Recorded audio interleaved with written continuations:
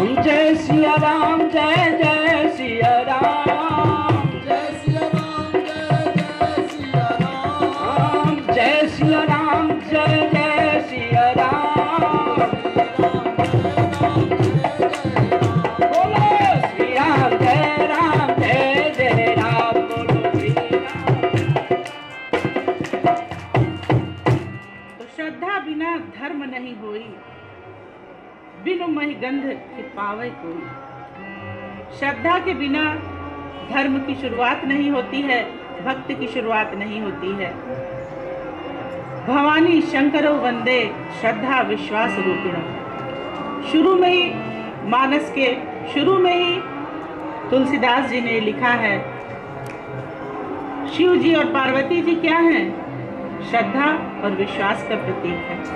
जब तक हमें विश्वास नहीं होगा कि प्रभु का अस्तित्व है, तब तक हमें श्रद्धा जागृत नहीं होगी। और जब श्रद्धा जागृत होगी, विश्वास जागृत होगा, तभी समर्पण से भक्ति होगी और तभी सिद्धि प्राप्त होगी। और बिना हरि के भजन के भव भय का नाश नहीं होगा। तो पृथ्वी, जल, आकाश, जितनी भी प्रकृति प्रदत्त चीजें हैं, सब उत्सर्जन करती हैं, दान करती हैं। पृथ्वी में हम खेती करते हैं, उसका सीना चीर के उस पर धान बोते हैं, गेहूं बोते हैं। आकाश हमारे लिए जल वृष्टि करता है, वायु हमें श्वास प्रदान करती है, जल हमें हमारी आवश्यकताओं को पूर्ण करता है। तो जो भगवान ने बनाई हुई चीजें हैं, छित जल पावक गगन समीरा, वो सब हमें किसी न किसी रूप में कुछ न कुछ देते हैं। हम इनसे शिक्षा ग्रहण करें और हम अपनी कामनाओं का, हम इसमें रहते हैं कि हम क्या प्राप्त कर लें, हम कहाँ से क्या पाएं, किसका क्या ले लें। तो जब तक हमारे अंदर इन क्षिति जल पावक गगन समीरा से शिक्षा लेने की प्रवृत्ति नहीं आएगी और हम यह नहीं सीखेंगे कि हम भी जैसे समुद्र अपना जल देता है, गंगा जी अपना जल देती हैं, वायु श्वास के लिए हवा देती है, हम भी कुछ किसी के लिए करें, यह भावना नहीं जागृत होगी, संतोष नहीं आएगा। हम किसी के छोटे से भी काम आ सके, एक बूंद खून भी हमारा किसी के काम आ जाए, हमारा वचन से ही किसी को संतुष्टि हो जाए, हमारे किसी कार्य से किसी को सुख मिल जाए, तो वह भक्ति ही है। यही तुलसीदास जी इसमें बताते हैं। जल जो है अपना रस देता है, पृथ्वी भी अपनी गंध देती है। इससे हमें शिक्षा ग्रहण करनी चाहिए।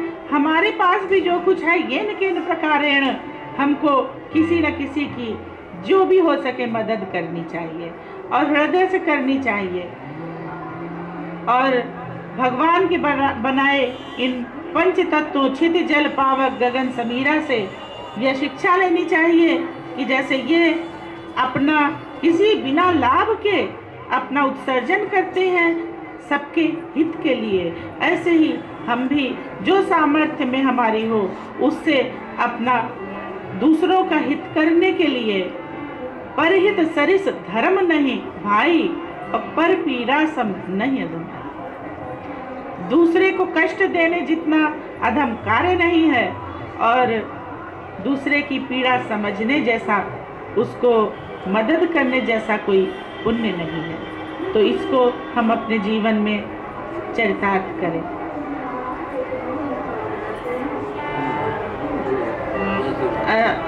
तिमि रघुपति महिमा अवगाहा तात कबहु को पाव की थाहा। तो यह संसार पर ब्रह्म परमेश्वर का बनाया हुआ है और उसकी थाह पर ब्रह्म परमेश्वर की हम लोग नहीं पा सकते हैं। आगे की पंक्तियों में पुरुषोत्तम रूप का वर्णन है, भगवान के पुरुषोत्तम रूप का वर्णन है। राम काम सत कोटि सुभक्तन, दुर्गा कोटि अमित करि मर्दन, शक्र कोटि सत सरिस बिलासा, नभ सत कोटि अमित अवकाशा, मरुत कोटि सत विपुल बल, रवि सत कोटि प्रकाश, शशि सत कोटि सुशीतल, शमन सकल भवत्रास, काल कोटि सत सरिसयति, दुस्तर दुर्ग दुरंत, धूमकेतु सत कोटि समो, दुराधर स भगवंत। राम जय जय राम, बोलो श्री राम जय राम। श्री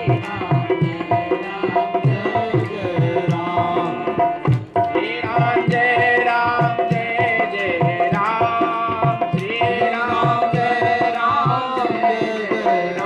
बोलो श्री राम जय राम जय जय राम, बोलो श्री राम जय राम जय जय राम, जय जय राम जय जय सिया राम, जय जय राम जय जय सिया राम, बोलो श्री राम जय राम जय जय राम।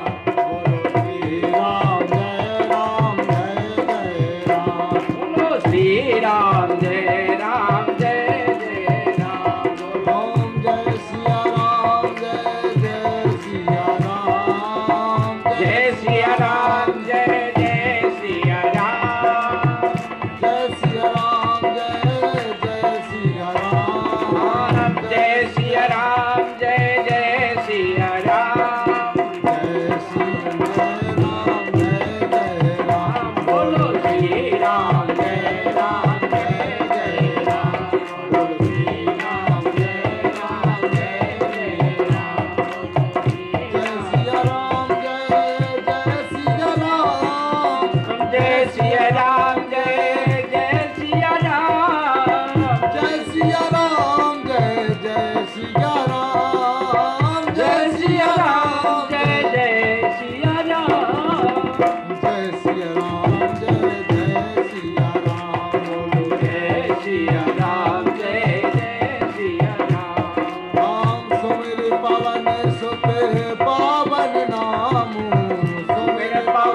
सुत पावन रामू, अपने बस कर राखे रामू, अपने बस कर राखूं रामू, जय सिया राम जय जय सिया राम, जय सिया राम जय जय सिया राम, जय सिया राम जय जय सिया राम, जय सिया राम जय जय सिया राम। तो सुन भुसुंडी के बचन सुहाए, हर्षित खगपति पंख फुलाए। भुसुंडी जी के सुंदर वचन को सुन के पक्षराज ने, गरुड़ ने हर्षित होकर अपने पंख फुलाए। उनके नेत्रों में प्रेम के अश्रु आ गए और इस प्रकार गरुड़ जी का मोह समाप्त हुआ, काकभुसुंडी जी का भी मोह का नाश हुआ।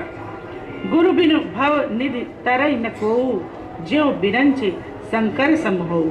चाहे ब्रह्मा और शंकर जी के समान भी कोई हो तो गुरु के बिना नहीं ज्ञान प्राप्त हो सकता है। गुरु गुण होए न ज्ञान, तव प्रसाद मम मोह नसाना, राम रहस्य अनुपम जाना। तो हम लोगों ने भी इस कथा के माध्यम से राम के अनुपम रहस्य को जाना। फिर गरुड़ जी ने प्रश्न किया, गरुड़ प्रश्न है ये काकभुसुंडी जी से, आप इतने ज्ञानी हैं, तुम सर्वज्ञ तज्ञ तम पारा, सुमति सुशील सरल आचारा, ज्ञान विरति विज्ञान निवासा, रघुनायक के तुम प्रियदासा। सर्वज्ञ हो, तम के पार हो, सुशील हो, सुमति हो, सरल आचार है, ज्ञान विज्ञान के निवास स्थान हो, रघुपति के प्रिय दास हो। कारण कवन देह यह पाई, तब किस कारण से आपने यह देह कौवे की पाई है। और पायो कहाँ कहो नभ गामी, तुमने किस कारण से यह तुम कौआ हो गए, नभगामी हो गए। महाप्रलय में भी आपका नाश नहीं होता है, ऐसा कैसे संभव है। यह प्रश्न गरुड़ जी ने काकभुशुंडी जी से किया। कारण कवन सो नाथ सब कहो सहित अनुराग। तीसरा प्रश्न था कि आपके आश्रम के आसपास भी अविद्या नहीं व्याप्ति है। किस कारण से कौवे की देह है, महाप्रलय में आपका नाश नहीं होता है और आश्रम के आसपास अविद्या नहीं व्याप्ति है। काकभुशुंडी जी बहुत प्रसन्न हुए। वो बोले, धन्य धन्य तव मति उर्गारी, प्रश्न तुम्हार मोही अति प्यारी। आपकी बुद्धि धन्य है, आपका प्रश्न बहुत प्यारा लगा मुझे। जब तप मख सम दम व्रत दाना, विरत विवेक जोग विज्ञाना, सब कर फल रघुपति पद प्रेमा, ते बिन को नव पावई क्षेमा। एहि तन राम भगति मैं पाई, ताते मोहि ममता अधिकाई। जिहते कछु निज स्वार्थ होई, यही पर ममता कर सब कोई। काकभुशुंडी जी ने कहा कि जब तक नियम व्रत दान इन सब का जो रिजल्ट है, जो परिणाम है, वह होता है भगवान की भक्ति। और इस शरीर में, काक के शरीर में मैंने वह भक्ति प्राप्त की है, इसीलिए यह मुझे शरीर सबसे प्रिय है। कहते हैं, सोई पावन सोई सुभग शरीरा, जातन पाई भजई रघुवीरा। वही शरीर सबसे सुंदर है, वही शरीर सबसे पावन है, जिस शरीर को पा करके हम भगवान का भजन करते हैं। और यदि हमारा शरीर बहुत सुंदर है, ब्रह्मा जी के समान है, और हम भजन नहीं करते हैं, तो वह शरीर व्यर्थ है, रोगी शरीर है, कुछ भी है, लेकिन भगवत भजन है तो सोई पावन सोई सुभग शरीरा, जातन पाई भजई रघुवीरा। राम से विमुख होकर के विधि के समान देह हो तो भी और उसका कोई अर्थ नहीं है। तजौन तन निज इच्छा मरना, तन बिनु वेद भजन नहीं बरना। प्रथम मोह मोहि बहुत बिगोवा, राम विमुख सुख कबहु न सोवा। नाना जन्म कर्म पुनि नाना, किए जोग जप तब मख दाना। कवन जोनि जन्म जह नाही, मैं खगेश भ्रमि भ्रमि जग माही। देखऊं करि सब कर्म गोसाई, सुखी न भयउ अबहि की नाई। सुधि मोहि नाथ जन्म बहु केरी, शिव प्रसाद मति मोह न घेरी। प्रथम जन्म के चरित अब कहूँ सुनऊं विहगेश।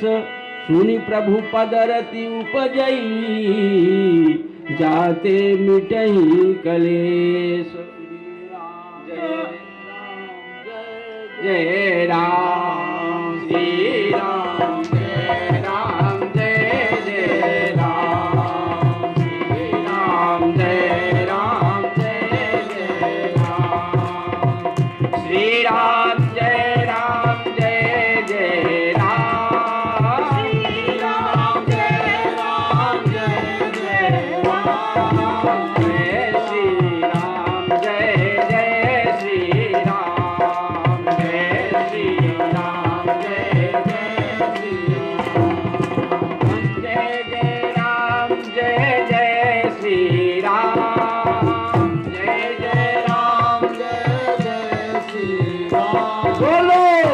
राम जय राम जय जय राम बोलो श्री राम जय जय राम जय जय घनश्याम जय जय राम जय जय घनश्याम बोलो श्री राम जय राम जय जय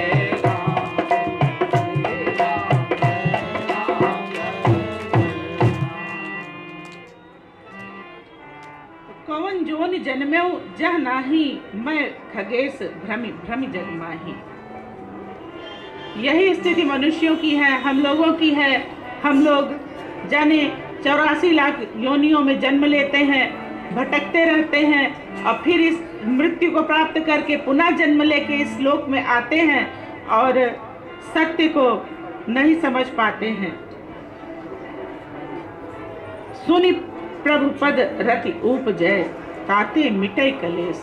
यह प्रसंग जो है गरुड़ जी का और काकभूषुंडी जी का, इससे ईश्वर के प्रति प्रेम उत्पन्न हो, यही इस प्रसंग का उद्देश्य है। इसके बाद काकभूषुंडी जी ने अयोध्या में जन्म लिया, शूद्र परिवार में जन्म लिया और कलयुग चल रहा था उस समय, लेकिन ये वाला कलयुग नहीं, कई कल्प पहले का कलयुग चल रहा था। शिव सेवक मन क्रम और वाणी आन देव निंदक अभिमानी। तो उनका उस समय वह शिव के सेवक थे, भगवान शिव के भक्त थे, लेकिन आन देव निंदक, दूसरे धर्म दूसरे ईश्वर की निंदा करने वाले थे, करते थे। धन मद मत परम वाचाला उग्र बुद्धि दम्भ विशाला। उनको धन का मद था और बहुत परम वाचाल थे। उनकी बुद्धि भी उग्र थी, अहंकार बहुत ज्यादा था, लेकिन शिव के सेवक थे। और दूसरा चीज थी, पूजा में उनकी सातत्य था, खंडित नहीं होती थी पूजा। पूजा में सातत्य बहुत महत्वपूर्ण है, उससे धीरे धीरे आदमी की आंतरिक यात्रा आगे बढ़ती है। वास्तविक अर्थों में जो संत है, ज्ञानी है, प्रभु का भक्त है, वह आनदेव निंदक नहीं होता, क्योंकि विग्रह अलग हो सकते हैं,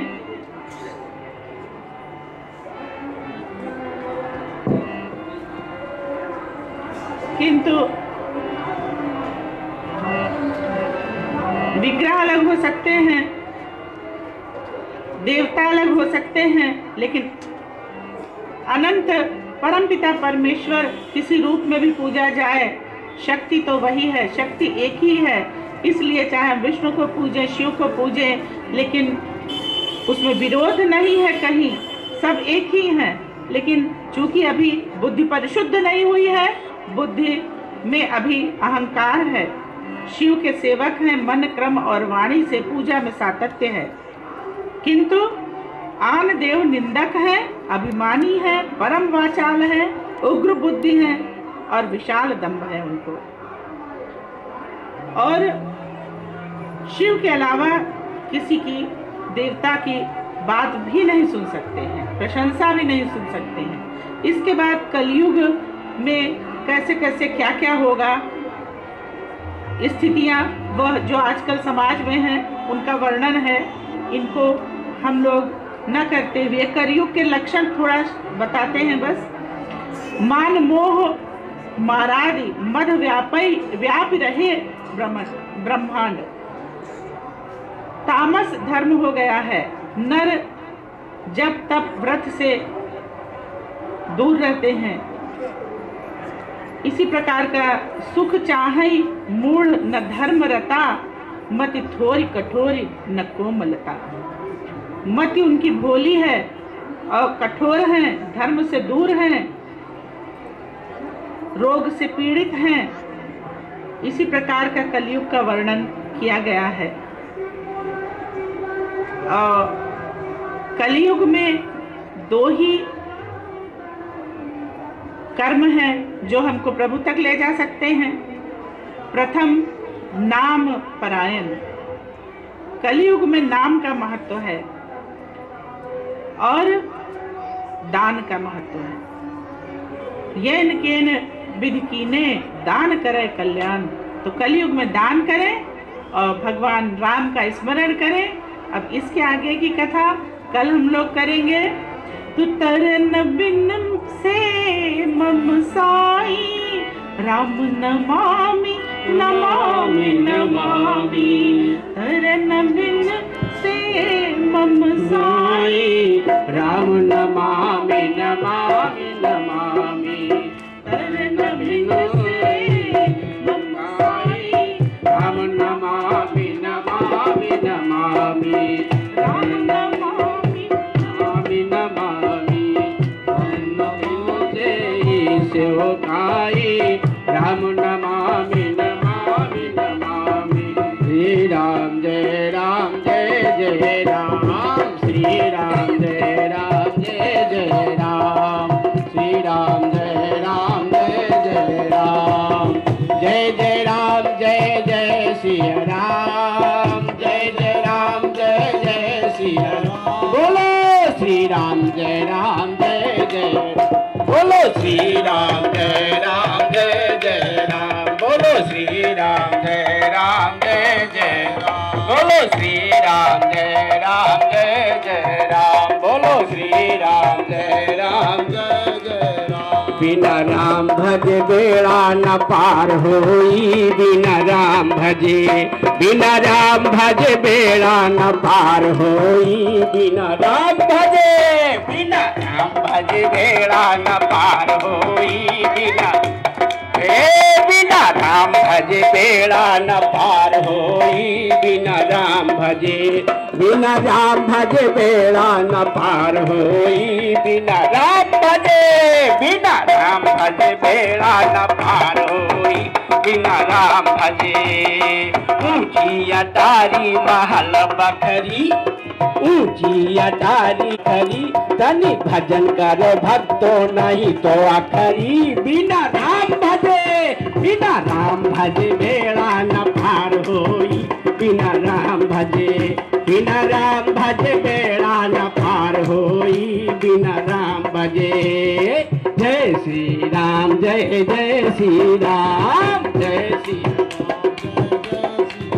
राम जय सिया राम जय जय सिया राम। जय सिया राम जय जय सिया राम।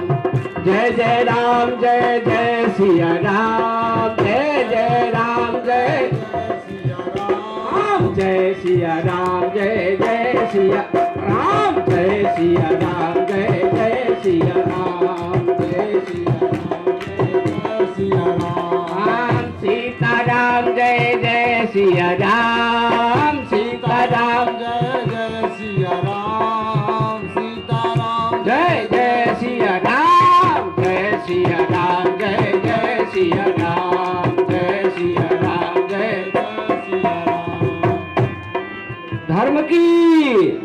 धर्म की अधर्म का प्राणियों में गौ माता की गंगा माता की सत्य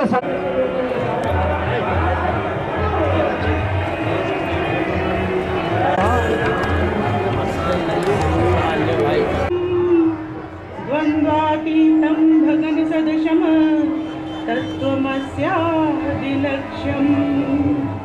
एकं नित्यं विमलचलं सर्वाधिसाक्षिभूतं भावातीतं त्रिगुणरहितं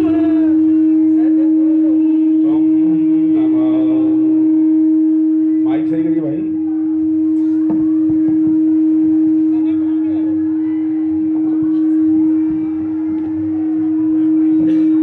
हेलो उसको बुला साउंड सही करिए।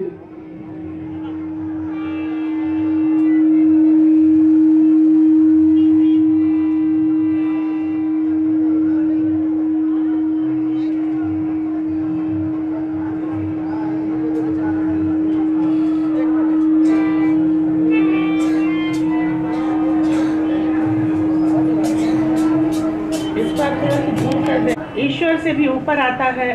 गुरु की कृपा से ही ईश्वर की कृपा प्राप्त होती है। तो आइए गुरु वंदना करते हैं।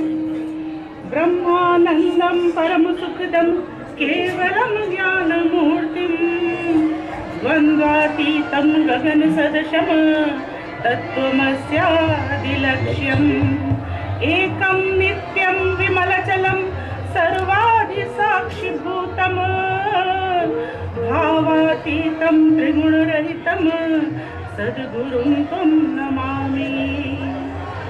अखण्डमण्डलाकारं व्याप्तं येन चराचरम् तत्पदं दर्शितं येन तस्मै श्री गुरुवे नमः।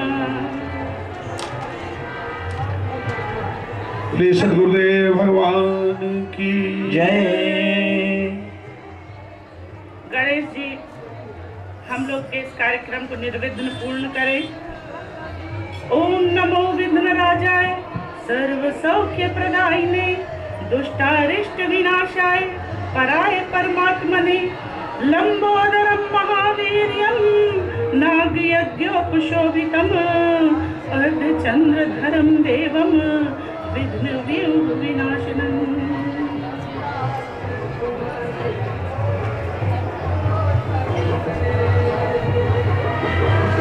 रामचरितमानस के उत्तरकांड में काकभुषुंडी जी के चरित्र पर हम लोग गत 2 दिवसों से चर्चा कर रहे हैं। कल हम लोगों की कथा जहाँ तक पहुँची थी उसके आगे से आज उसका प्रारंभ करती हूँ। काकभुषुंडी जी ने कौशलपुर अयोध्या नगरी में शूद्र परिवार में जन्म लिया और शिव के उपासक थे। शिव सेवक मन क्रम अरुबानी आन देव निंदक अभिमानी। शिव के अतिरिक्त अन्य किसी भी देवता की प्रशंसा नहीं सुन सकते थे।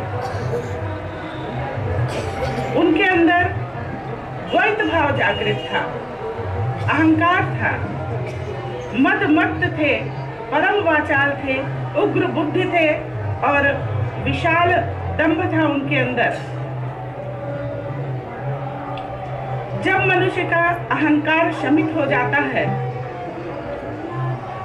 तो उसका किसी से विरोध नहीं रह जाता है। जब तक हमारा किसी से विरोध है मतलब हमारे अंदर द्वैत भाव है और अहंकार पराकाष्ठा का है। आइए आइए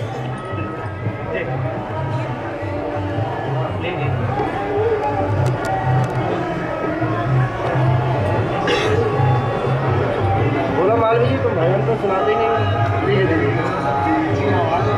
मालवी जी गाए तब ना।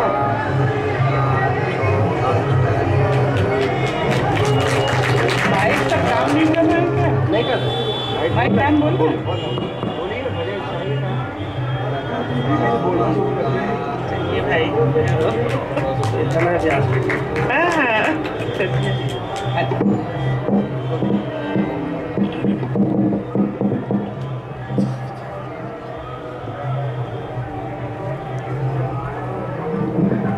तो काकभुषुंडी जी हरि की प्रशंसा नहीं सुन सकते थे। वो शिव के सेवक थे, शिव ही उनके आराध्य थे।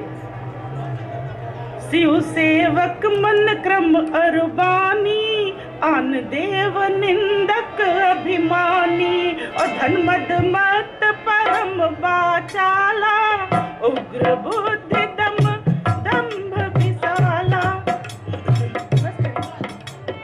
अवध का प्रभाव ये था कि उनके अंदर भक्ति जागृत हो गई। काशी है, प्रयाग है, अवध है, जो धर्म की नगरियां हैं उनमें रहने वाले भी उस स्थान का प्रभाव नहीं जानते हैं, किंतु उस स्थान के प्रभाव से कुछ न कुछ लाभान्वित अवश्य होते रहते हैं।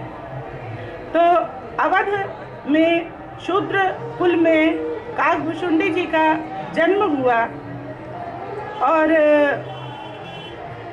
वह आनंद और सत्व गुण की स्थिति में अभी नहीं पहुंचे थे। जब जैसे हमारे में सतोगुण अधिक होता है, तब समझिए सतयुग चल रहा है हमारे अंदर। चारों युग जो हैं वो हमारे अंदर ही घटित होते रहते हैं। सतयुग, त्रेता, द्वापर, कलियुग, यह कहीं बाहर से आने वाली काल या चीज़ नहीं है। दिन में भी कई बार हम सतयुग में जाते हैं, कई बार त्रेता युग में जाते हैं, कई बार द्वापर में और कई बार कलयुग में। इसी तरह पूरा जीवन हमारा जो है, जीवन में भी कुछ वर्ष ऐसे होते हैं जो सतयुग में बीतते हैं, कुछ द्वापर में, कुछ त्रेता में, कुछ कलयुग में। जब मनुष्य के अंदर सतगुण की प्रधानता होती है और रजोगुण और तमोगुण शमित या कम मात्रा में होते हैं, उस समय जानिए कि हमारे अंदर सतयुग चल रहा है और हम सतयुग में जी रहे हैं। उस समय अहंकार नहीं होता है। सतयुग में ध्यान के माध्यम से आराधना होती है, क्योंकि जब चित्त शांत होगा तभी प्रभु में ध्यान लगेगा। अशांत चित्त से प्रभु में ध्यान संभव नहीं है। और जब रजोगुण थोड़ा बढ़ता है और सतोगुण थोड़ा सा कम होता है, उस समय त्रेता युग हमारे अंदर चलता रहता है। त्रेता युग में सुख अनुभव करता है आदमी और सतयुग में आनंद अनुभव करता है। जब रजोगुण के साथ थोड़ा तमोगुण भी आ जाता है, उस समय द्वापर युग घटित होता है। उसमें हर्ष तो होता है, किंतु हर्ष के साथ भय भी आ जाता है। जब हर्ष के साथ थोड़ा भय आ गया, इसका अर्थ ये हुआ कि ईश्वर पर आस्था है, लेकिन पूर्ण समर्पण और पूर्ण आस्था अभी नहीं हो पाई है। क्योंकि जो पूर्ण समर्पण कर देता है, सर्वोत्कृष्ट भक्त जो है प्रभु का, उसके अंदर से भय समाप्त हो जाता है। निर्भयता प्रथम लक्षण है। जब तमोगुण की प्रधानता होती है, उस समय कलयुग चलता है, लेकिन बाकी गुण भी रहते हर समय हैं। प्रधान रूप में कलयुग में तमोगुण की प्रधानता रहती है, रजोगुण और सतोगुण बहुत कम हो जाता है। इस समय ईर्ष्या, द्वेष, इस प्रकार की भावनाएं मनुष्य में जागृत होती हैं। तो कलयुग के लक्षण जो बताए तुलसीदास जी ने, उसमें तामस तामस धर्म करहि नर, जप तप व्रत मख दान, देव न बरसहि धरनी, अभय न जामहि दान। अबला कछ भूषण भूरि क्षुधा, धनहीन दुखी ममता बहुधा, सुख चाहहि मूढ़ न धर्म रता, मति थोरि कठोर न कोमलता। नर पीड़ित रोग न भोग कहीं, अभिमान विरोध आकार नहीं। लघु जीवन संबत पंच दशा, कल्पांत न नाश गुमानु असा। कल काल बिहाल किए मनुजा, नहीं मानत को अनुजा तनुजा। नहीं तोष विचार न शीतलता, सब जाति कुजाति भय मंगता। ईर्षा परुषाक्षर लोलुपता, भरी पूरी रही समता विगता। सब लोग वियोग विशोक है, वर्णाश्रम धर्म आचार गए। दमदान दया नहीं जान पनी, जड़ता बर पंचन तात बनी। तनु पोषक नारी नरा सगरे, पर निंदक जे जग मोह बगरे। तो धर्म के 4 चरण होते हैं: सत्य, दया, तप और दान। और कलयुग में अंतिम चरण दान सबसे ज्यादा प्रभावी है। ये न केन विधि दीन्हे, दान करे कल्याण। प्रकट 4 पद धर्म के कलयुग मह एक प्रधान, जेन केन विधि दीने दान करे कल्याण। कलयुग में दान का बहुत महत्व है। और दूसरा महत्व है तो नाम प्रताप प्रकट कल माही। राम नाम के जप से ही, ईश्वर के स्मरण से कलयुग में मनुष्य तर जाता है। जबकि सतयुग में ध्यान, त्रेता में यज्ञ, द्वापर में पूजा और कलयुग में केवल नाम आधारा। कलयुग केवल नाम आधारा। तो काकभूषुंडी जी शिव के भक्त हैं, लेकिन उनकी आंतरिक स्थिति क्या है? द्वापर की है। द्वापर में जी रहे हैं, अभी सतयुग में नहीं पहुंचे हैं वो। क्योंकि जब सतयुग में पहुंच जाता है तो द्वैत भाव पूर्णतः समाप्त हो जाता है। ब्रह्मा विष्णु महेश में कोई अंतर नहीं रह जाता है, किंतु इनमें अभी शिव में और राम में और विष्णु में अंतर है। एक निष्ठ है शिव के प्रति, सतोगुणी में अहंकार, दंभ, यह सारे अवगुण समाप्त हो जाते हैं। लेकिन ये अभी धन मदमत्त है, धन का अहंकार है, अभी उसकी अभी उसका ये नहीं समझ पाए है कि ये किसी भी क्षण लक्ष्मी चलायमान है। यह भाव भी नहीं आया है इनमें। उसके बाद में वहाँ अकाल पड़ा अयोध्या में, और काकभूषुंडी जी उज्जैनी चले गए। उस समय अयोध्या से उज्जैनी बहुत दूर थी, तो उसको तुलसीदास जी ने लिखा कि विदेश चले गए। उज्जैनी में एक विप्र से उनकी मुलाकात हुई, जो शंभु के उपासक थे, किंतु हरि के निंदक नहीं थे। परम साधु परमार्थ बिंदक, शंभु उपासक नहीं हरि निंदक। वो विप्र उनके जो आराध्य थे उनकी आराधना करते थे, किंतु अन्य आन देव की निंदा नहीं करते थे। काकभूषुंडी जी उनकी सेवा करते थे, किंतु कपट समेत सेवा करते थे। बाह्य रूप में दिखाते थे बड़ी श्रद्धा है, बड़ा ध्यान रख रहे हैं, लेकिन आंतरिक निष्ठा नहीं थी। इसी कारण से कहा जाता है कि वह सतयुग में नहीं पहुंचे थे उस समय। ते सेवों में कपट समेता, उसको उनको सेव और द्विज का था कि वो बिल्कुल पुत्र की भांति, विप्र पढ़ाओ पुत्र की नाई, विप्र उनको बिल्कुल पुत्र की भांति पढ़ाते थे। विप्र ने उनको शंभु का, शिव जी का मंत्र दिया और विविध प्रकार से उनको उपदेश किया। मगर काकभूषुंडी जी सोचते थे ये कुछ समझ ही नहीं पा रहे हैं, मैं बहुत चालाक हूँ, और कपट समेत उनको सेवा करते थे उनकी। काकभूषुंडी जी मंत्र का जप करते थे, लेकिन हृदय में दंभ था। जपो मंत्र शिव मंदिर जाई, हृदय दंभ अहमति अधिकारी। लेकिन उनके हृदय में बहुत अहंकार था। एक बार गुरु ने उनको बुलाया और बहुत प्रकार से नीति सिखाई, लेकिन जब किसी को मोह ग्रसित करता है, मिथ्या ज्ञान ग्रसित करता है, अहंकार ग्रसित करता है, तो उसको किसी की शिक्षा समझ में नहीं आती है। सर्वोच्च ज्ञान में प्रतिष्ठित अपने को समझता है।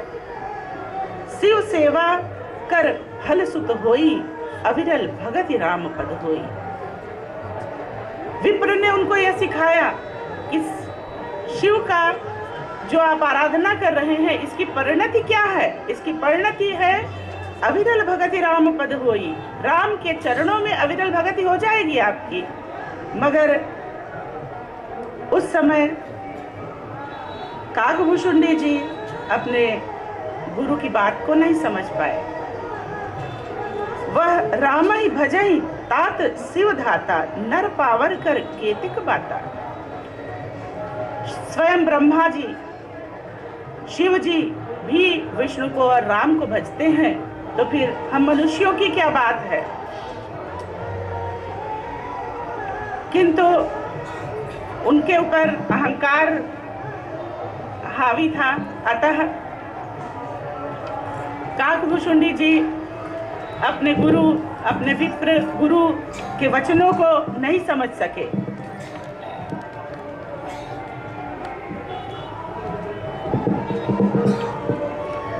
तो गुरु के प्रति द्रोह वो दिन रात करते रहते थे। गुरु के वचनों का उल्लंघन वो हर समय करते रहते थे। किंतु गुरु क्या थे? अति दयाल गुरु स्वल्प न क्रोधा, पुनि पुनि मोहि सिखाव सुबोधा। अति दयाल गुरु स्वल्प न क्रोधा, पुनि पुनि मोहि सिखाव सुबोधा। जय ते नीच बड़ाई पावा, सो ब्रजमय हति ताहि न सावा। भूम अनल संभव सुन भाई, यही बुझाव घन पदवी पाई। ब्रजमग परि निरादर रहई, सब कर पद प्रहार नित सहई।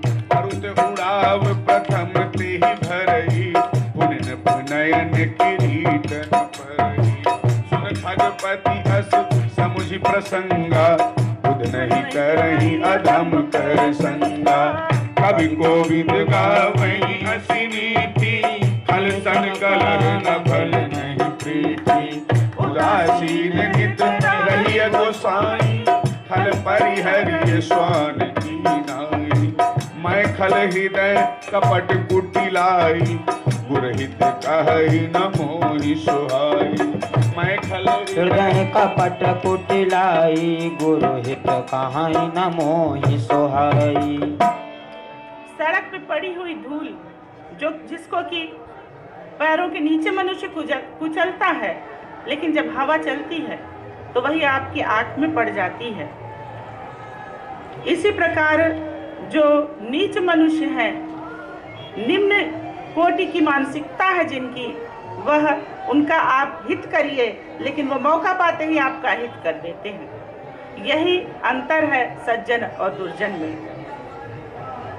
काकभूषुंडी जी कपट समेत अपने गुरु की सेवा कर रहे थे और एक बार मंदिर में अपने आराध्य, अपने इष्ट भगवान शिव का मंत्र जप रहे थे गुरु बैठे हुए।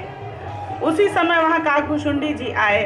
काकभूषुंडी जी मंत्र जप रहे थे, उसी समय वहाँ गुरु आए तो काकभूषुंडी जी ने उनको उठ करके प्रणाम नहीं किया। हमारे संस्कारों में ये सिखाया जाता है कि अपने गुरु को, अपने बड़ों को, माता पिता को, सभी को सम्मान देना चाहिए, प्रणाम करना चाहिए। किंतु वो तो कपट समेत उनकी सेवा कर रहे थे। अतः काकभूषुंडी जी को अहंकार था कि मैं बहुत बड़ा साधक हूँ, शिव भक्त हूँ। पूजा का भी अहंकार हो जाता है, त्याग का भी अहंकार होता है, धन का भी अहंकार होता है, रूप का अहंकार होता है, पद का अहंकार होता है। किंतु जो इसकी नश्वरता को समझ लेता है, किसी भी प्रकार का अहंकार हमारे लिए दुखदायक ही होता है। क्यों? जब जीवन का ही हम अहंकार नहीं कर सकते हैं, किस क्षण किस दिन ये श्वासें रुक जाएंगी, तो अन्य किसी चीज का क्या अहंकार करना। अहंकार उस चीज का किया जाता है जो स्थिर हो। जो चीज सुस्थिर नहीं है उसका क्या अहंकार करेंगे। तो काकभूषुंडी जी ने उठ करके गुरु को प्रणाम नहीं किया और तो शिव जी को बड़ा क्रोध हुआ कि ये मेरा भक्त है और गुरु का अपमान कर रहा है। इनकी यह धृष्टता भगवान शंकर सह नहीं सके और तदपि साप सठ दहो तो ही, नीति विरोध सोहाय न मोही। नीति का विरोध मैं नहीं स्वीकार कर सकता हूँ। जे सठ गुरु सन ईर्षा करही, रौ रौ नरक कोटि जुग परही। जो अपने गुरु से ईर्षा करता है वो रौ रौ नरक में पड़ता है। और शिव जी ने उनको शाप दिया कि तुम बैठे रहे एक स्थान पर, उठ के खड़े नहीं हुए, तो जिस प्रकार अजगर एक स्थान पर बैठा रहता है, ऐसे ही तुम अजगर बन जाओगे और महाविटप कोटर में बैठे ही रहोगे हजारों हजार वर्ष तक।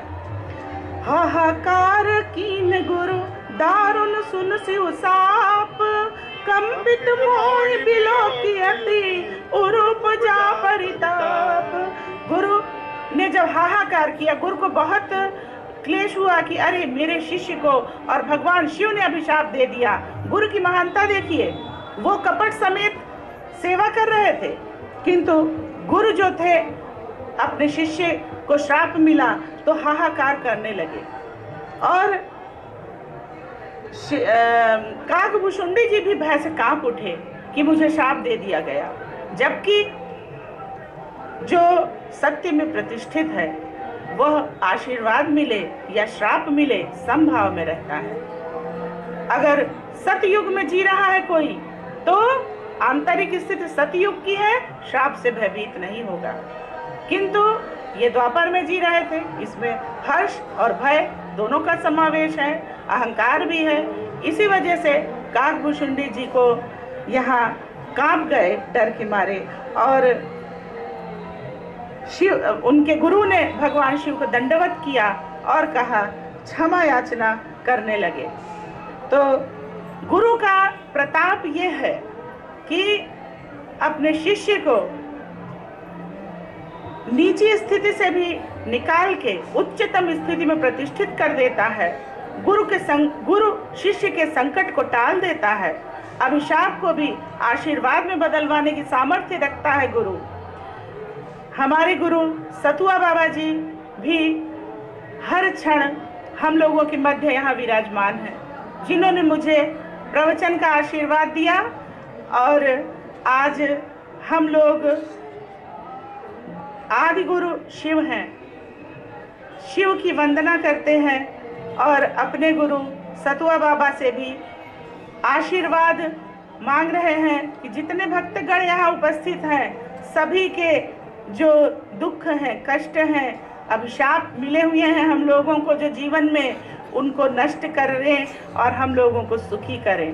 तो शिव, आइए भगवान शिव की वंदना करते हैं। नमामि शमीशान निर्वाण रूपम, विभुं व्यापकं ब्रह्म वेद स्वरूपं, निजं निर्विकल्पं निरीहं, निराकाशमाकाशवासं भजेऽहं, निराकार मोंकार मूलम तुरीयम, गिरा ज्ञान गोती तमीशम गिरीशम, करालं महाकाल कालं कृपालं, गुणागार संसार पारं नतोऽहम्, तुषाराद्रिशङ्काश गौरम गभीरम, मनोभूत कोटि प्रभाश्री शरीरम,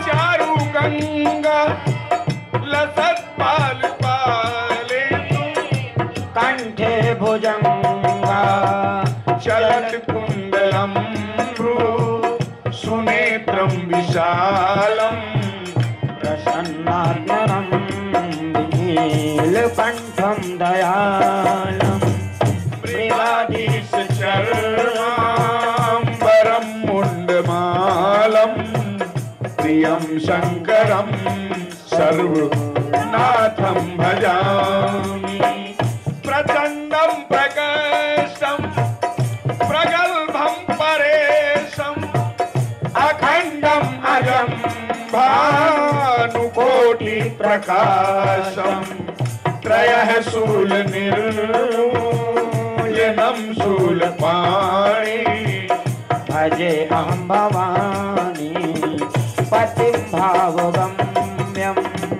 कलातीत कल्याण कल्पांतकारी, सदा सज्जनानंद दाता पुरारी, चिदानंद संदो मोहपहारी, प्रसीद प्रसीद प्रभो मन्मथारी, दयावद उमानाथ पादारविंदम भजन्ति लोका,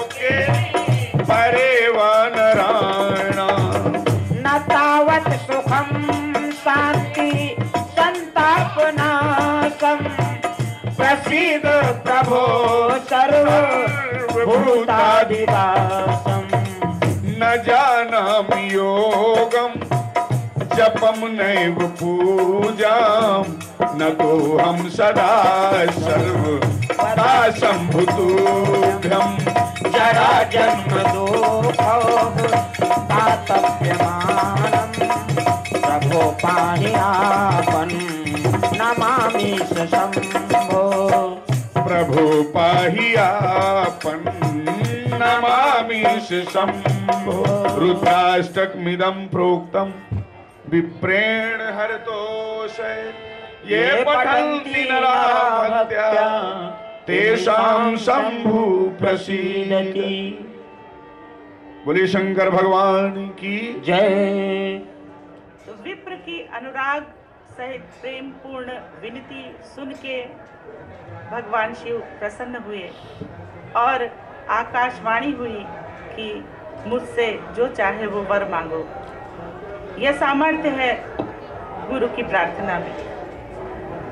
तब माया के वशीभूत यह जीव काकभुशुंडी के लिए कहा उन्होंने, इस भवसागर में सत्य को विस्मृत करके विचरित हो रहा है और अपने क्रोध को शमित कर इसके ऊपर कृपा करके इसके शाप को अनुग्रह में बदलिए, जिससे इसका परम कल्याण हो। ऐसी प्रार्थना उन्होंने कृपा निधान भगवान शिव से की। संत की यही बड़ाई होती है कि वह दूसरों के कल्याणार्थ, दूसरों के सुख के लिए स्वयं कष्ट सह लेता है और असंत दूसरों को दुख देते हैं। तो हम अपने आचरण को संत के समान बनावें कि यदि किसी पर कोई कष्ट है तो उसको सहने में अपनी जो भी संभव मदद है करें। मोर शाप द्विज व्यर्थ न जाई, जन्म सहस अवश्य यह पाई। अब भगवान के शिव से निकला हुआ वचन मृषा नहीं हो सकता, ईश्वर का वचन है वह। भगवान शिव ने कहा, मैंने जो श्राप दे दिया है वह मिथ्या नहीं हो सकता है, लेकिन इसको कुछ कम किया जा सकता है। जन्मत मरत दुसह दुख होई, एहि सोलपऊ नहीं व्यापई सोई। जन्म और मरण के समय अत्यंत कष्ट होता है, लेकिन इस कष्ट का अनुभव इनको काकभुशुंडी जी को नहीं होगा। और दूसरा वरदान ये दिया, कौनो जन्म मिटे नहीं ज्ञाना। इनका ज्ञान किसी भी जन्म में मिटेगा नहीं। तो सहस्र जन्म हुए काकभुशुंडी जी के, लेकिन उनको कोई कष्ट नहीं हुआ और उनका ज्ञान बना रहा। ये जो हमारी जीव की यात्रा है, ये एक जन्म की नहीं है, ये सैकड़ों जन्म की है। जन्म जन्म से चली आ रही है, जन्म जन्म तक चलेगी, जब तक हम मोक्ष प्राप्त नहीं कर लेते, परम ज्ञान प्राप्त नहीं कर लेते हैं। तो काकभुशुंडी जी ने जब गरुड़ जी को अपनी कथा सुनानी प्रारंभ की, तो इसके पहले जाने कितने जन्म इनके हो चुके होंगे, लेकिन प्रथम जन्म की कथा जो उन्होंने सुनाई, जब उनका थोड़ा सा ईश्वर के प्रति आकर्षण हुआ, उस जन्म को प्रथम जन्म माना उन्होंने। उसके पहले भी जन्म हुए होंगे जिसमें ईश्वर की ओर रंच मात्र आकर्षण नहीं था, समर्पण नहीं था, किंतु उस जन्म को प्रथम जन्म नहीं माना। हमारा प्रथम जन्म वही होता है जब हमारा प्रभु के प्रति समर्पण, प्रभु की पूजा प्रारंभ होती है। काकभुशुंडी जी ने उसके बाद पूरी प्रभाव अनुग्रह मोरे, राम भगति उपजहि उर तोरे। शिव का प्रभाव होगा कि राम भक्ति काकभुशुंडी जी को हृदय में उपजेगी। यह शिव जी ने उनको आशीर्वाद दिया और एक आशीर्वाद और दिया, अप्रतिहत गति हुई है तोरी। इच्छा मात्र से तुम जहाँ चाहोगे वहाँ पहुँच जाओगे। अस विवेक राख्यो मन माही, तुम कह जग दुर्लभ कछु नाही। औरो एक असीसा मोरी, अप्रतिहत गति हुई है तोरी। आप जो भी इच्छा करेंगे वह पूर्ण नहीं रहेगी, पूर्ण हो जाएगी। और संकल्प मात्र से जहाँ चाहेंगे वहाँ पर आप पहुँच जाएंगे। जोई तन धरऊं तजऊं पुनि, अनायास हरि जान। जिम नूतन पट पहरे नर, परिहरि पुराण। जैसे नया वस्त्र हम पहनते हैं, पुराना छोड़ देते हैं, उसी प्रकार काकभूषुंडी जी के जीवन बदलते रहे। वो पुराना शरीर छोड़ते रहे, नया बदलते रहे, लेकिन एक उनके मन में शूल रह गया, क्या कि गुरु कर कोमल सील स्वभाव। और उनके प्रति जो इनका कठोर व्यवहार रहा, अतः किसी के प्रति कठोर व्यवहार हमको नहीं करना चाहिए। अपने बड़ों के प्रति विशेष रूप से नहीं करना चाहिए, नहीं तो आजीवन ये कष्ट रह जाता है, जन्म जन्मांतर तक रह जाता है कि मैंने ऐसा व्यवहार क्यों किया। तो अपने अंदर संयम, आदमी में धैर्य होना चाहिए, नहीं तो काकभूषुंडी जी की तरह कहीं न कहीं आदमी को कचोटता है। इसके बाद में उनका जन्म हुआ द्विज रूप में। चरम देह द्विज कै मैं पाई, सुर दुर्लभ पुराण श्रुत गाई। काकभूषुंडी जी का पहला जन्म शूद्र का था, फिर चरम देह ब्राह्मण की कही गई है। क्यों? क्योंकि ब्रह्म में रमण करता है जो वही ब्राह्मण है। जन्म से नहीं होता है ब्राह्मण, जन्म से ब्राह्मण होके कर्म ब्राह्मण का नहीं है तो ब्राह्मण नहीं है। जन्म ब्राह्मण का है, कर्म भी ब्राह्मण का करिए, ब्रह्म में रमण करिए, नहीं तो अपने जीवन को व्यर्थ गंवा रहे हैं आप। प्रौढ़ भय मोहि पिता पढ़ावा, समझो सुनहु गुनहु नहीं भावा। मन ते सकल वासना भागी, केवल राम चरण ले लागी। मन ते सकल वासना भागी, केवल राम चरण ले लागी। कहो खगेश अस कवन अभागी, हरि सेव सुरधे नहीं त्यागी। कहु खगेश अस कवन अभागी, खरी सेव सुर धेनु ही त्यागी। प्रेम मगन मोहि कछु न सुहाई, हारहु पिता पढ़ाई पढ़ाई। प्रेम मगन मोहि कछु न सुहाई, हारहु पिता पढ़ाई पढ़ाई। भय काल बस जब पितु माता, मैं बन गयो भजन जन त्राता। भय काल बस जब पितु माता, मैं बन गयो भजन जन त्राता। जह जह विपिन मुनीश्वर पाऊं, आश्रम जाय जाय सिर नाऊं। जह जह विपिन मुनीश्वर पावऊं, आश्रम जाई जाई शिरुनाऊं। पूछऊं तिन्हि राम गुण गा, कहि सुनऊं हरि शिव खगना। सुनत फिरऊं हरि गुण अनुवादा, अव्याहत गति शंभु प्रसादा। सुनत फिरऊं हरि गुण अनुवादा, अव्याहत गति शंभु प्रसादा। छूटी त्रिविधि ईश ना गाड़ी, एक लाल सापुर अति बाड़ी। रामचरण बारिज जब देखो, तब निज जन्म सफल कर लेखो। राम चरण बारिज जब देखो, तब निज जन्म सफल कर लेखो। तो काकभूषुंडी जी के हृदय में यह लालसा जागृत हुई कि मैं ईश्वर के साकार सगुण रूप का दर्शन करूंगा।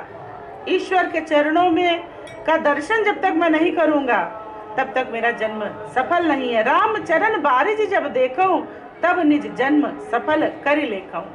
इसके पूर्व इनके पिता उनको पढ़ाते रहे बहुत कुछ, लेकिन इनकी तो यात्रा बहुत ज्ञान बहुत आगे तक पहुंच चुका था। पिता उनको बालक समझ के पढ़ा रहे थे। पिता माता जब नहीं रहे, उसके बाद में उन्होंने अप्रतिहत गति का तो वरदान था ही उन्हें। आश्रम जाए के सिर नवाते थे, राम कथा का श्रवण करते थे और बस एक ही लालसा थी कि रामचरण के दर्शन मैं कैसे करूं। तो उसके बाद में वह अब प्रतिहत गति से टहलते घूमते लोमश ऋषि के आसीन में आश्रम गए। मेरु शिखर बट छाया मुनि लोमस आसीन, देख चरण सिर नायो वचन कहो अति दीन। लोमश ऋषि बैठे थे वट वृक्ष के नीचे। वट वृक्ष विश्वास का प्रतीक है, धर्म का प्रतीक है। तो धर्म के विश्वास के तले लोमश ऋषि जैसे सिद्ध ऋषि बैठे थे।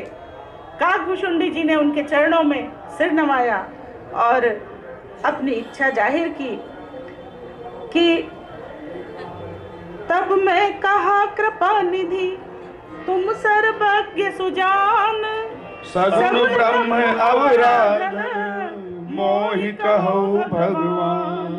सगुण ब्रह्म की आराधना मैं कैसे करूं, इसका ज्ञान आप मुझे दीजिए। यह लोमश ऋषि से उन्होंने अपेक्षा की। ब्रह्म ज्ञान रत मुनि बेज्ञानी, मोहि परम अधिकारी जानी। ब्रह्म ज्ञान रत मुनि विज्ञानी, मोहि परम अधिकारी जानी। लागे करन ब्रह्म उपदेशा, अजद्वैत अगुण रतयेशा। अकल अनी है अनाम अरूपा, अनुभव गम्य अखंड अनूपा। अनुभूतीत अमल अविनाशी, निर्विकार निर्वध सुख राशि। सोते ताहि तो ही नहीं भेदा, बार बीच इव गावहि बेदा। विविध भांति मोहि मुनि समुझावा, निर्गुण मत मम हृदय न आवा। पुनि मैं कहूँ नाई पद सीसा, सगुण उपासन कहूँ मुनीसा। राम भगति जल मम मन मीना, किम बिलगाई मुनीश प्रवीणा। सोई उपदेश कहूँ करि दाया, निज नयन देखो रघुराया। परिलोचन बिलो की अवधेशा, तब सुनिहु निर्गुण उपदेशा। पुनि पुनि कही हरि कथा अनूपा, खंडी सगुण मत अगुण निरूपा। तब मैं निर्गुण मत करि दूरी, सगुण निरूपौ करि हठ भूरी। उत्तर प्रति उत्तर मैं कीना, मुनि तन भय क्रोध के कीना। लागे करन ब्रह्म उपदेशा। ब्रह्म ज्ञान का उपदेश करने लगे लोमश ऋषि, क्योंकि वह अद्वैत वेदांती थे। अद्वैत ज्ञान का उपदेश करने लगे कि ब्रह्म जो है अकल है, अनी है, अनाम है और रूप रहित है, अनुभव गम्य है, अखंड है। लेकिन काकभूषुंडी जी को सगुण रूप के दर्शन करने थे। जैसे राम भगति में उनका मन इस कदर रमा हुआ था कि कहते हैं राम भगति के जल में वह स्वयं मछली की भांति थे। जैसे मछली जल के बिना नहीं रह सकती है, उसी तरह काकभूषुंडी जी का मन मछली था जो भगवान राम की भक्ति रूपी रस में ही जीवित रह सकता था। निर्गुण मत बहुत शुष्क मत है, ज्ञान अगम है और यह इनको भक्ति सरस चाहिए। सरस भक्ति में रस हो, इसी तरह इसीलिए भक्ति जल में उनका मन मछली की भांति कहा गया है। सोई उपदेश कहूँ कर दाया, निज नयनन देखूं रघुराया। कृपा करके आप वह उपदेश करिए जिससे मैं सगुण ब्रह्म का, राम का, अपने आराध्य का दर्शन अपने नयनों से कर सकूं और निर्विकार निर्गुण ब्रह्म का दर्शन नहीं किया जा सकता है।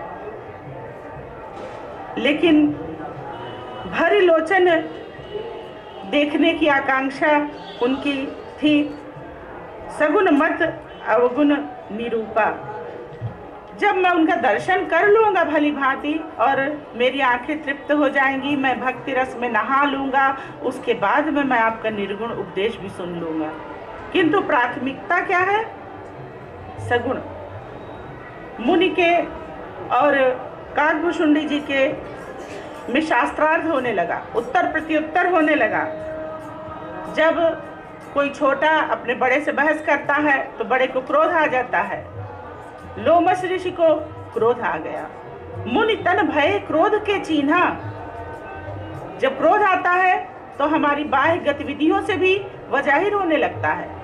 मुनि के तन में क्रोध के चिन्ह उत्पन्न हो गए। जैसे चंदन की लकड़ी को भी अगर आपस में घिसा जाए तो अनल प्रकट हो जाती है, अग्नि प्रकट हो जाती है। उसी प्रकार जब संत को क्रोध आता है तो चंदन की लकड़ी को घिसने से जैसे अग्नि निकले, संत चंदन के समान है, चंदन के वृक्ष के समान है, जिससे जब मलय चलती है, हवा चलती है तो उनकी सुगंध सब तरफ फैलती है। प्रभु को देखने के लिए हम नहीं जाते, प्रभु के रूप है संत। वह अपनी सुगंध, अपनी क्या कहना चाहिए, ब्रह्म की, परमपिता परमेश्वर की सुगंध सब ओर फैलाते हैं। और जब चंदन में ही अनल प्रकट हो जाए तब सोचिए, अति संघर्षण ज्यों करे कर कोई, अनल प्रकट चंदन ते होई। धर्म न अर्थ न काम रुचि, पद न चहो निर्वाण, जन्म जन्म रति राम पद, यह वरदान न आन। यह भरत जी के प्रसंग में आई है। तो न धर्म चाहिए, न अर्थ चाहिए, न काम चाहिए, न पद चाहिए, निर्वाण का पद भी नहीं चाहिए। सिर्फ राम के चरणों में रति चाहिए, प्रेम चाहिए। इसके अतिरिक्त काकभूषुंडी जी को कुछ नहीं चाहिए। तब मन में इनके तर्क वितर्क होने लगे। क्रोध की द्वैत बुद्धि बिनु, द्वैत की बिनु अज्ञान, माया बस परिचिन्न जड़, जीव की ईस समान। यदि भगवान एक है तो द्वैत बुद्धि नहीं आनी चाहिए। लोमश और द्वैत बुद्धि है तभी क्रोध है। लोमश ऋषि के जब तन में क्रोध के चिन्ह आ गए तो काकभूषुंडी जी ने सोचा कि स्वामी जी माया के परिच्छिन्न है, घिरे हुए हैं माया से। अभी इनमें द्वैत बुद्धि है। अगर अद्वैत बुद्धि है तो चाहे हम सगुण रूप की आराधना करें, चाहे निर्गुण रूप की आराधना करें, ब्रह्म तो वही है। जैसे जल है, सरिता में, नदी में उसकी लहरें हैं। हम अलग अलग लहरें गिने और एक बार नदी को देखते हैं, लहरों को देखते हैं, तो लहरों में और नदी में कोई अंतर नहीं है। वो भी जल है, वो भी जल है। निर्गुण भक्ति करें, सगुण भक्ति करें, शिव को पूजें, विष्णु को पूजें, परमपिता परमेश्वर की शक्ति वही है। इसलिए जो वास्तविक ज्ञानी है, ज्ञान में प्रतिष्ठित है, वह कभी किसी दूसरे के आराधना को गलत नहीं बताता, उसके प्रति भी उतनी ही श्रद्धा रखता है। अब आपको सिविल लाइन पहुंचना है, चाहे इधर से घूम के चले जाइए कटरा से, चाहे चौक चले जाइए, चाहे जहां से चले जाइए, पहुंचना सिविल लाइन चौराहा है। जो जिस तरफ से जा रहा है, जिसको समझ में आया चला गया भाई। इसी तरीके से निर्गुण से जाइए, सगुण से जाइए, शिव आराधना करिए, विष्णु आराधना करिए, लेकिन बात तथ्य पीछे उस पर ब्रह्म परमेश्वर के प्रति समर्पण है, आराधन है। क्रोध की द्वैत बिना द्वैत बुद्धि के क्रोध नहीं आता। मोह होता है, मिथ्या ज्ञान होता है, तब क्रोध आता है। कबहु की दुख सब कर हित ताके, तह की दरिद्र परस मन जाके। जब दुख है आपके पास, दुख जब हम दूसरे का हित कर रहे हैं तो हमको दुख नहीं होगा। और अगर हमारे पास पारस मणि है जिससे हम किसी भी वस्तु को छुएंगे वो सोना बन जाएगी, तो कहें कि वो आदमी दरिद्र है, तो यह आत्मविरोधी तथ्य है। परद्रोही की होई निशंका, कामी पुण्य की रही अकलंका। यदि हम गलत रास्ते पर जाते हैं तो कलंक हमको लगेगा ही लगेगा। और हम सोचे हम कोई गलत कार्य छिपा के कर लेंगे, कई दिन छिपेगा, एक दिन छुपेगा, 2 दिन छुपेगा, लेकिन सदैव नहीं छिपेगा। इसलिए परद्रोही की होई निशंका, कामी पुण्य की रही अकलंका। परद्रोही की होई निशंका, कामी पुण्य की रही अकलंका। वंश गिरह विजयन हित कीने, कर्म की होहि स्वरूप ही चीने। आहु सुमति की खल संग जामी, शुभ गति पाव की परगामी। भाव की परहि परमात्मा बिंदक, सुखी की होहि कबहु हरि निंदक। राज की रही नीत बिनु जाने, अघ की रही हरि चरित बखानी। पावन जस की पुण्य बिनु होई, बिनु अघ अजस की पावई कोई। लाभ की किछु हरि भगति समाना, जहि गावहि श्रुति संत पुराना। हानि की जग ही सम कछु भाई, भजिय न राम ही नर तन पाई। अघ की भी सुनता सम कछु आना, धर्म की दया सरिस हरि जाना। यही विधि अमित जुगुति मन गुनाऊ, मुनि उपदेश न सादर सुनाऊं। पुनि पुनि सगुन पक्ष में रोपा, तब मुनि बोले वचन सकोपा। मूल